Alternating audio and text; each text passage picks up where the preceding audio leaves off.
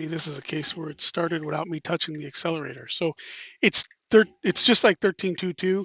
Sometimes it just starts on its own. Sometimes you have to tap the accelerator.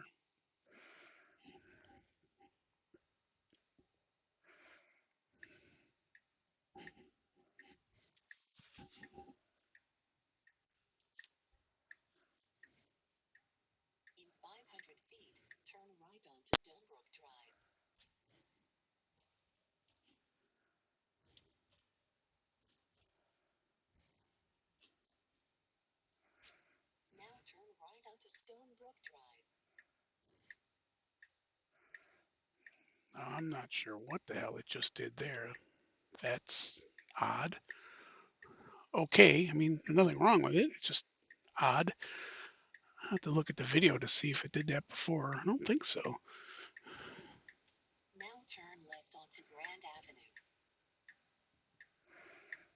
But as you can see, 1261, the steering is just smooth as glass. So the goal here is to compare, this is 1261, and to compare it with the same exact drive that I've done with 542. And to get an idea, I mean, the main complaint is smoothness, right? So what I've found is that the steering is significantly smoother. Now I have a hardware 4 car with 1322, and that thing's like glass. I mean, it's perfect. It's about as close to perfect as I think. I don't want to say that because it's always going to get better. It's as close to perfect as I can imagine, but it's going to get better. I know it. But the hardware 3 has had some issues with. I call it confidence. My wife calls it the shakes. They've smoothed that out in the steering, but they haven't smoothed that out with the accelerator. So you might see it here. Actually, no, that's perfect. It hesitates sometimes with the accelerator, even though there's no other cars around. It'll just hesitate, to come off of a stop sign. Actually, now that I think about it, it's only occurred after a stop sign. Oh, that's a good test. Does that hesitation occur with lights, or is it only with stop signs? So I'll have to run that test because I think the hesitation only occurs with stop signs. Anyway, we'll see if we can reproduce it here.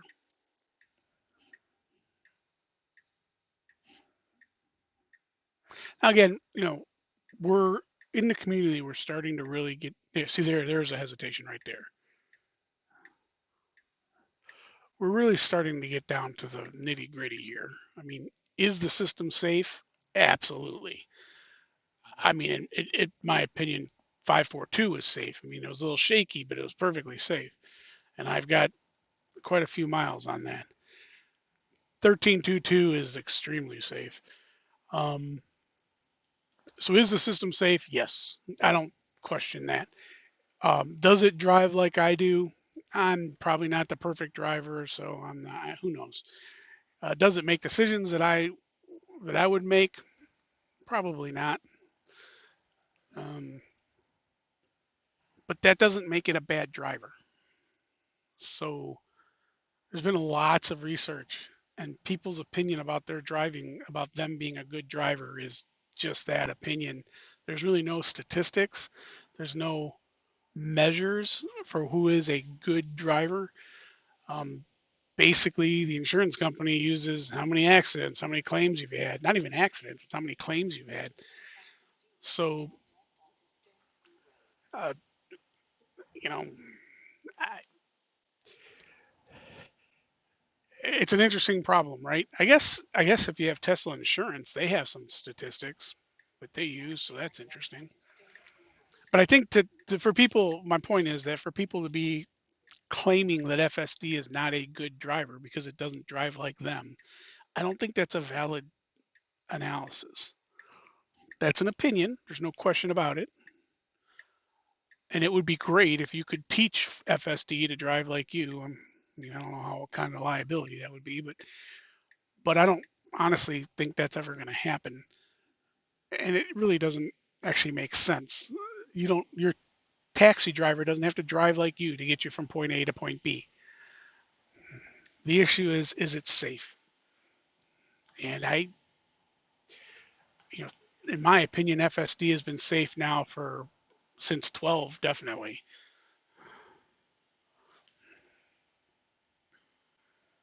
So that's why, the people who are complaining about FSD not being on hardware 3 yet, or FSD 13 not being on hardware 3, it really is just a list of features at this point, and we know they're going to get those features over. You're going to get push the button, you're going to get the park. We know those are going to come over.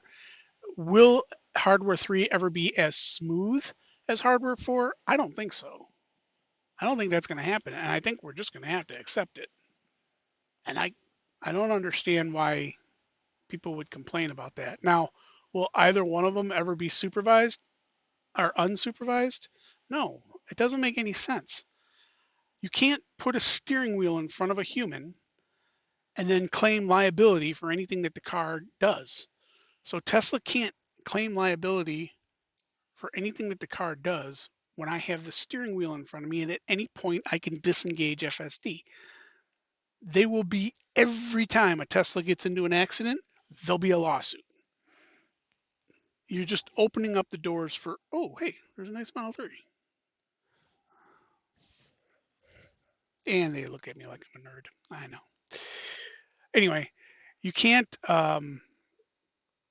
Tesla can't possibly accept liability if there's a steering wheel in the car. Because every time a Tesla gets into an accident, whether FSD is turned on or not, they're going to try to claim a lawsuit and Tesla will have to prove that it wasn't their car's fault.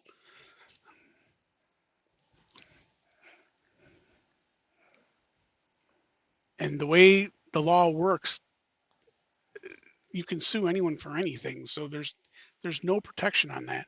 I mean, even if there's not a steering wheel in there, well, I guess if there's not a steering wheel in there and it gets into an accident, it's Tesla's fault no matter what. Hopefully the community understands. I'm not suggesting that technically supervised or unsupervised full self-driving isn't going to be available. I think technically, see, it's doing that hesitation. I think technically they're going to nail it. I mean, it's like I said, 13.2.2 is there already. And I've been saying this since 12. It's not a technical thing, it's a legal thing. And I think that's okay. I don't, I would have no trouble buying a cybercab if I wanted supervised, fully supervised. If I want to be able to send my car out to pick something up, I would have no trouble. And actually, that's a good point. Actually, you know what? That's a great point. If there's no one in the car and you just send your car out to pick something up, then that Tesla could take liability because there's no one in the car. So that's a great application. The other option is maybe Tesla only accepts liability if you're sitting in the back seat. That's a possibility, and that makes sense. So if you're sitting in the back seat, Tesla takes liability. As soon as you get in the front seat, Tesla doesn't take liability. That's what am I doing wrong? Oh, that probably that's one way of getting around it, I guess.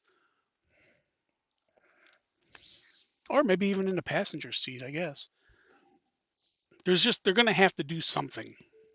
Now, what's really nice is the Cybertruck makes it really easy because they can just disengage the steering wheel. So you could,